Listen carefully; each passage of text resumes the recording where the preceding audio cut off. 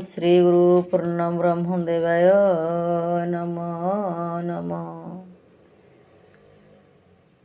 ओम जगत जननी करुणामयी मा नमो नमः।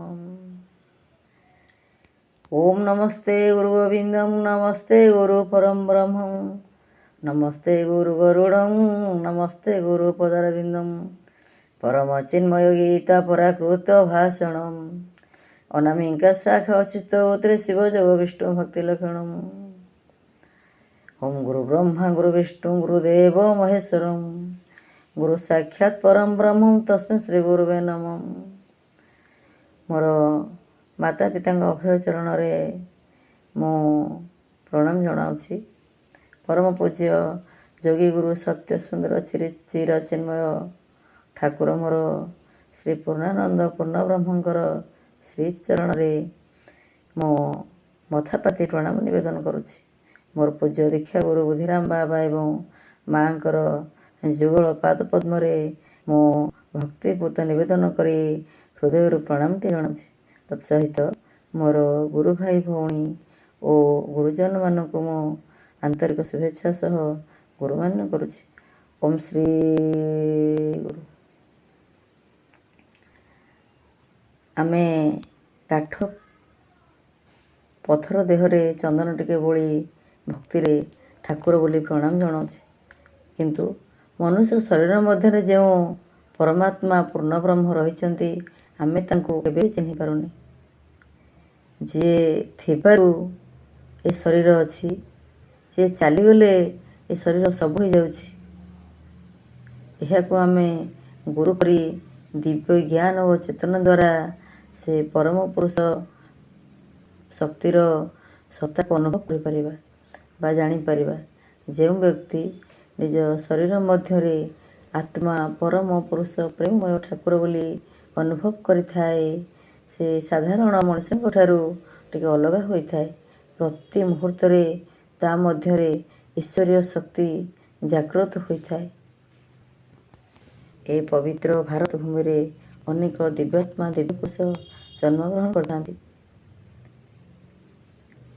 ठाकुर जन्म नेवा पूर्वर महापुरुष अच्युतानंद गोटे पद लिखिथिले, जन्म होइबे पूर्णानंद संसारु दूर हेब खेद कଳି शेषरे पूर्णानंद जन्म नेबे असकंद। अच्युतानंद महापुरुष पूर्णानंद जन्म हेबे बोली आगुआ बहु पुराण रे लिखिछन्ति। गुरु नानक मध्य पूर्णानंद जन्म हेबार संकेत बहु पूर्व देइथिले। ओडिशार गंजाम जिला छतरपुर निकट में हंसपुर ग्राम ऋषिकुल्या नदी निकटवर्ती अंचल क्षेत्रवासी और चिन्नामाळी स्वामी स्त्री दुई जन बास करते। बहु दिन धरी संतानटे नथिबारु से दुई जन जाक श्रीक्षेत्र जाई पुरी बड़दाण्ड ठाकुर संतानटे बहु आकुल विकल होई तांको हृदय मधुर प्रार्थना करथिले।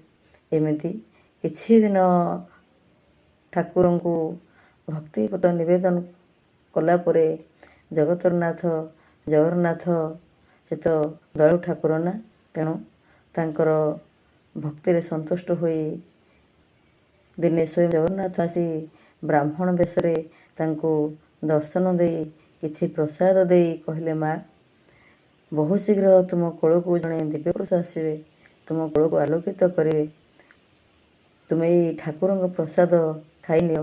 एक कथा कही से सेठारु अंतर्धान हो जाइथिले। चिन्नामाळी एवं तांको स्वामी यार उद्देश्य किछि बुझी पार नथिले मध्य ठाकुर आसीबा शुभ संकेत को जानी पारिथिले। तेणु से ठाकुर उद्देश्य रे प्रणाम टे जणाई भजन टे गाइथिले।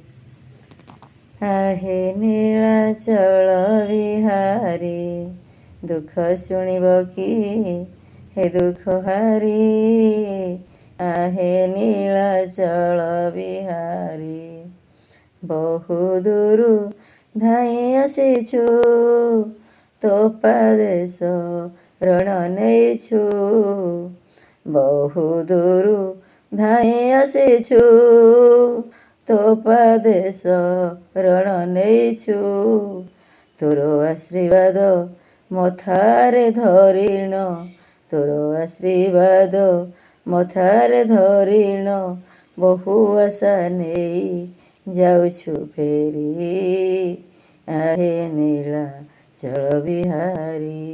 ଦୁଃଖ ଶୁଣିବ କି ହେ ଦୁଃଖ ହାରି, ଆହେ ନୀଳାଚଳ ବିହାରୀ।